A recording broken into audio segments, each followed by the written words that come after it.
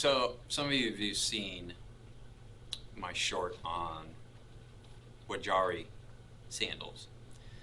Been trying to do these for a little while now, trying to get it down. So I'll give you a quick run through how it works, kind of. So you make basically a loop like this. Okay, this knotted end is going to go towards you. And if you saw my short, you'll see I put it in between my toes and hold it with my left hand. Because what you do is, once you have your loop, these are in your toes, either side, you're going to grab the middle. So basically what you have is something like that. Okay? This obviously would be a lot bigger. It's just for demonstration. So this would be back towards you. And then this, we call it rabbit ears. This rabbit ear and that rabbit ear would be hooked onto your big toes. Okay? And then this, you would hold with your fingers. Okay? So that's the main frame right there. That's what it looks like. Then you have another piece of rope. Now obviously, this piece is way longer. So when you have your frame, it looks like that, you're going to take this and you would tie it right about in there, where this ends. You're going to tie it right in there, not to this, but to this frame. Okay? So once you have that tied, all it is under, over, under, over. Okay? And then, after you have it through, of course, you're going to go back through again, except it's going to be under, over, over, and then you're going to pull it through. So basically you have this weaving pattern. It starts looking a little bit like that, not really. So my first one, I'll show you, it was coming out good. So that's what your weaving pattern is going to be.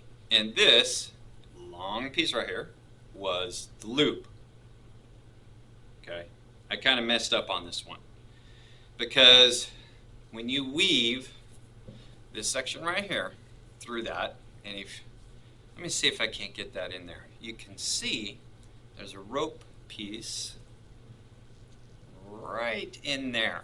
Okay, so that's part of the frame that makes a circle. So there's 1, 2, 3, 4 pieces in there. So this would have been the loop that you have to you, okay? Because you're going to tie this after you're done. You incorporate these little, let me get this out, loops on the sides, because you have rabbit ears at the end. Now what happened here is I didn't get this tight enough, and as you can see, this is really loose, so you don't want that. It wants to be more like this up here, really tight. Okay, so this was the first one I did. Came out wrong.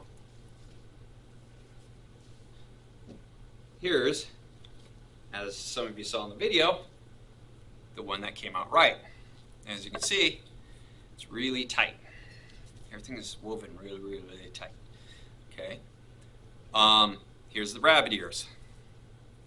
Now I'm going to show you how you put these on. There's different ways that you can put waraji sandals on. From my say, this is the easiest and best way that you can put waraji sandals on and they're not going to fall off. Now, people say, the way I made these, your toes do hang off the edge, which is the Japanese style, and people go, I prefer the American style. Well, there's a problem with the American style.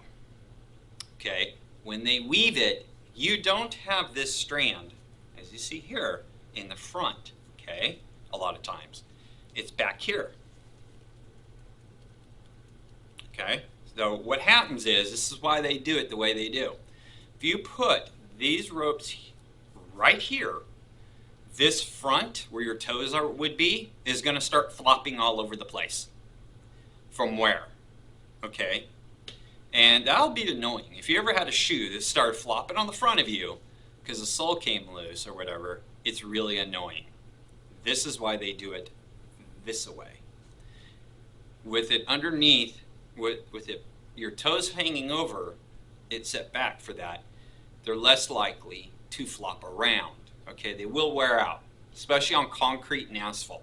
They'll wear out a lot quicker. Sand, regular dirt, especially grass too, they won't wear out as fast. Because you gotta remember, this is just jute rope, and they used rice rope, which wasn't as durable. So 4 days, one of these would last them in a rough terrain. And historically, they make 100 for the whole year. So, and when they were kids, they learned how to tie these, make these. So I got a set, and I'll show you how you put these on. It's very, very easy. They're actually fairly comfortable. I mean, it has a few high points, okay? But as you wear it, the weight of your body is going to push those down, so it's not that big of a deal. But the hardest point is locking these loops in. You want to make sure you lock these loops in. Now, unfortunately, my loops got a little uneven on this one. Okay. With this jute rope too, you want to make sure you tie it off like I did there. Now, how I did this, and I did it all the way around when there was a knot. What this string that I used this is what I use, type of string I use for leather working. This is wax sewing yarn for leather. It's a really sticky wax. It's heavily waxed, so it moves smooth through the leather, because the thicker the leather, the harder it is to get to move through there. So it's heavily waxed. Like I said, it's a really sticky wax. But once you cinch it down really tight, like this, and you pack it, like you take a hammer and just tap it or whatever, it's not coming undone. It's not even going to move. So this is really good stuff. You can buy this at,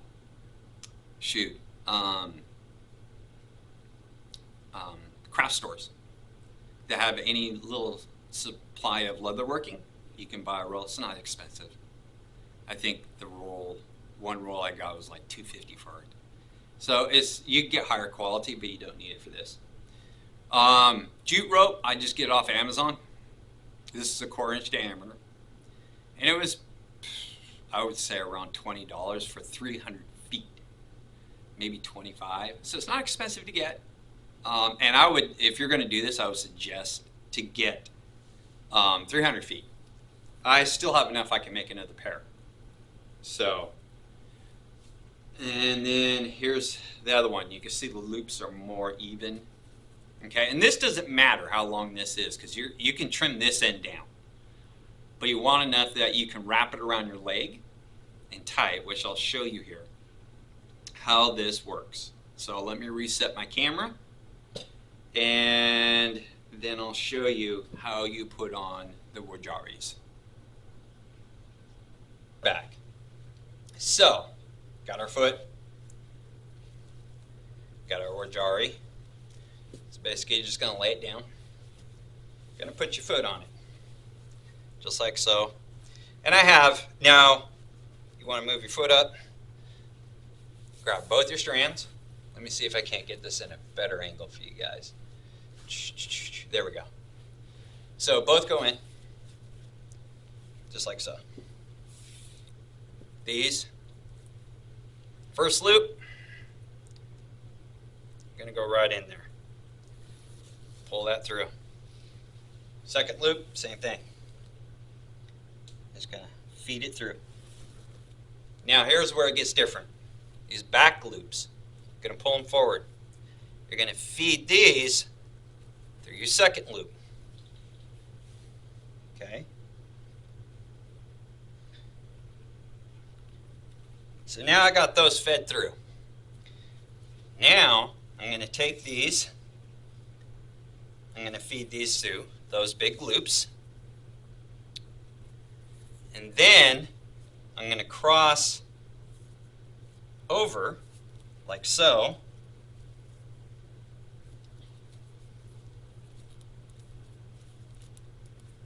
This loop is not working out too well. So I'm going to cross over Now down here, you'll see I got this right here. I'm going to go under that, pull this through. Same thing over here. I'm going to go under this, pull it through.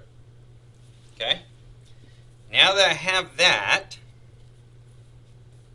I'm going to cross it, come forward,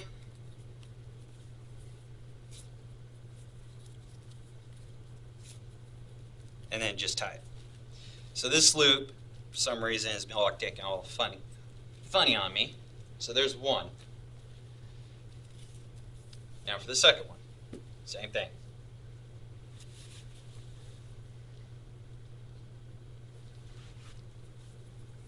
Gonna put your toes in, just like so. First loop goes through.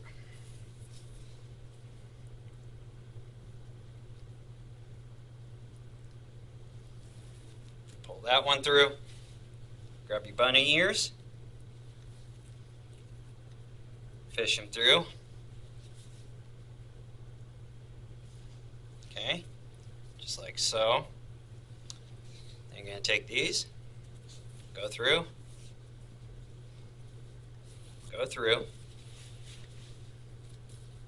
cross them,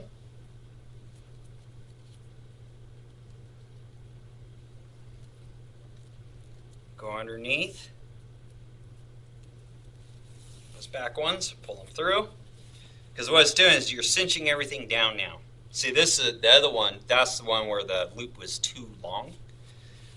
That's what's going on with that. Then we're going to wrap it around us, tie a bow. There we go. And that, as you can see, my toes hang off, is how you put on wajaris. And these will not come off. The only thing that's disappointing is this loop is so big. I hate that, but I can probably tuck it out of the way. And these are actually my first pair I've made. So, gotta kind of cut me some slack. Now, let's see here, trying to get situated. You could, like I made these, I know a lot of you saw this video, the shin guards. So you could put the shin guards on with these. The hardest thing with a hakama is trying to get it all bunched up. So you can do this. That's the hardest part.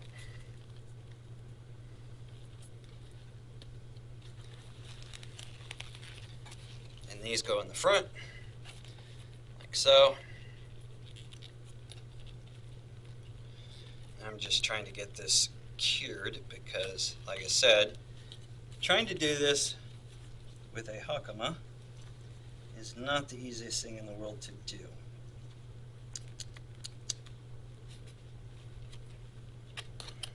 Okay, hang on.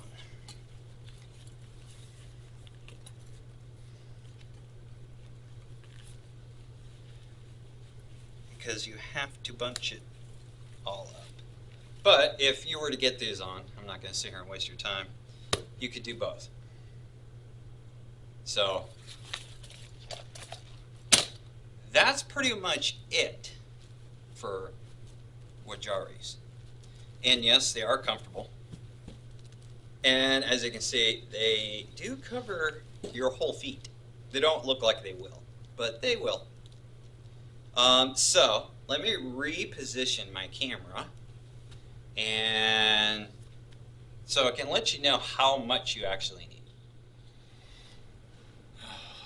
All right, so we're back again. Now, to do just these wajaris that I made, the initial frame, like for this one, because it's kind of the same, I made the initial frame that you're going to make a loop, like this one, like that. On the first one I made 11, so I decided to go 12. So that took 12 feet, okay, of jute rope for my initial frame. Because like I said, you want it to go up on your ankles so you can tie it off. And then with this one, I did 25 feet for the weaving. Turns out 25 feet's not enough. That's way too short. So with the pair that I made, the initial long rope that you weave through your loop was 35 feet, 8.5. You should just restart this segment. Yeah. All right, so to do the wajaris I did, the main loop that you have, that you start with. So I have a 8.5 shoe size. So you want just a little bit bigger than your shoe when you make it, the initial frame. So that means not the loop, the initial frame with the bunny ears, okay? So the first one I did, this guy right here, I made the loop 11 feet. So this one came out too short. I made the next loop for the ones that I just finished 12 feet. Because this, like I said, this strand, these two long strands here, it looks like a mess because it is. These two long strands are going to get wrapped around you now. The reason why these are so much longer is because, I'll tell you why, this weaving part, I had cut 25 feet. 25 feet wasn't enough at all. So I made, for the two that I just made, the pair that I made the frame 12 feet, and I'm glad I did. And then the long rope that you're going to weave was 35 feet. Now I did have, this is the excess from it, okay? This is actually the excess from the weave. That's why this one's much longer, okay? This was a little bit off the frame itself, okay? So takes 35 feet, if you have an 8.5, to do a wajari sandal. So might make a pair for our son because he's interested in a pair, and he has a 10.5. So I'm thinking if I need 35 feet for 8.5, probably going to need about 55 feet for a 10.5, and then maybe do the frame 16. So 16 feet, and then you tie a loop. Okay, that's what I'm talking about, so nobody gets confused. Because obviously once you tie the loop, it's going to be just a little bit shorter, but not by much. And if you decide to make these, make sure you're very, very comfortable. Now, Outlaw said once you get a board and nail it down, and it'll hold it for you. Well, I've seen videos where people made jigs of these, and it looks more like a pain in the butt using the jig, because they have all these nails, and you have to cut the heads off the nails. Okay, first off, because once this is woven, you want to keep it tight as heck. You don't want it coming loose. And then, like this one guy had nails all the way around it, so this is down really tight. So when he had to go in, he had to really lift this up, move this in, then try and work it so you're pulling on the jute rope a lot, which jute rope doesn't stretch that much, But there again, when he has to tighten it, he's like pushing back on it, which you're supposed to, but you're loosening it when you pull up on the frame again. So most people, they just put it on their toes, their big toes, and then get like a pillow or something. My wife has like these buckwheat cushions that worked great for me, because the first one I did, I was just sitting on my butt on the floor, and after I got up, I was hurting. But get a pillow, something like that, and you just put your feet kind of together, hook it up, and then start weaving, you know. Once you get a rhythm down, they go pretty fast. To do both of these, because I'm still new at this, took me about 45 minutes for each one, so almost 2 hours, which is really not that bad. So, but yeah, they're they're comfortable. It's like not wearing anything, actually. It's almost what it feels like. I'm just disappointed the one has a bigger loop, so it doesn't cinch down like it should on one side. But oh well, it's my first pair I made. And then if these wear out from using them, then I'll just make another pair.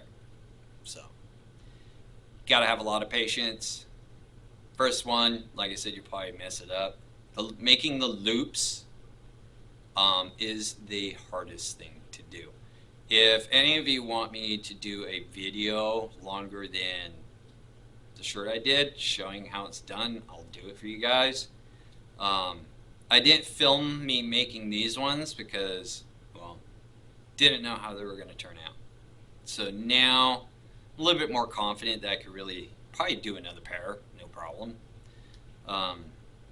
So if you guys are interested, you want me to see you do a little tutorial on it, I can show you how the loops are done. Because that is the trickiest part, because you're trying to hold the loop, lock the loop in, weave it, while keeping everything super tight, because like I said, that's what happened here on this one. This is why all this right here, so you can see, there's the frame. See, I shouldn't be able to do this. With the pair that I made, you can't, because it's super tight. But that's the frame. So when I locked these loops in, I didn't keep it tight enough and hold it at the same time. There's a certain technique you do. So yeah, that's the hardest part of making these. Once you get the rhythm down for weaving, that's it. You get a rhythm down, you just go, go, go, go, go. So if you guys want me to do one of those for you, I'll do one. Just let me know in the comments.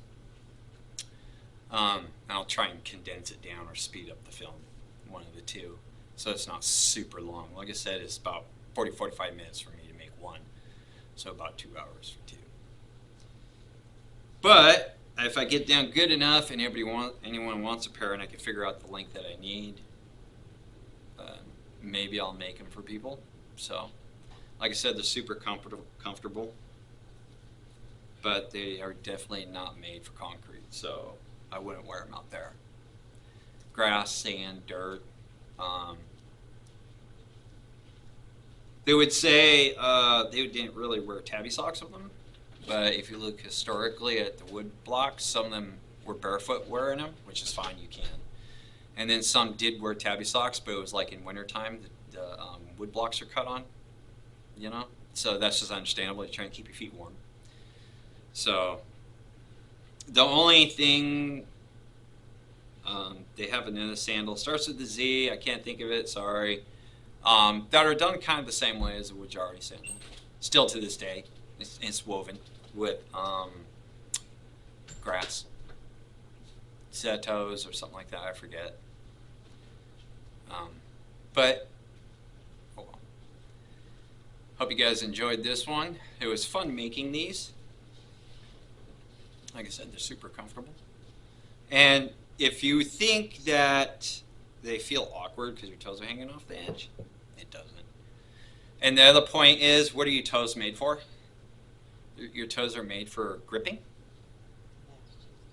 and helping you to walk.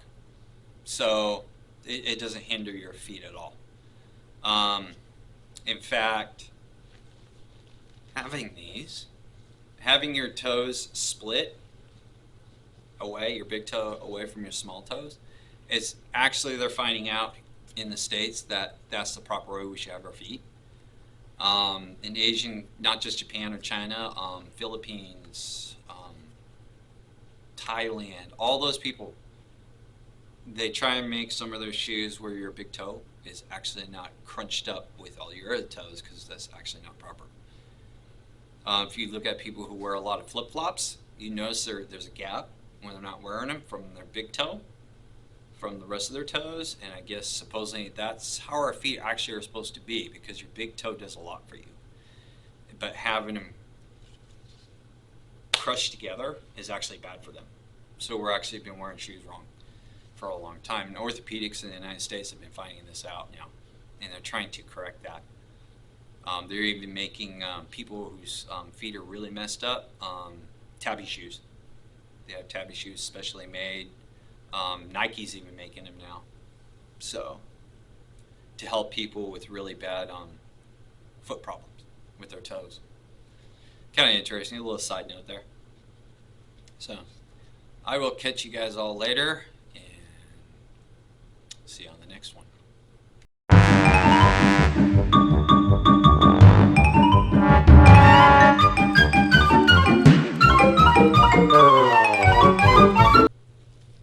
And they do. I'll just cut that out. Blooper at the end. Yeah.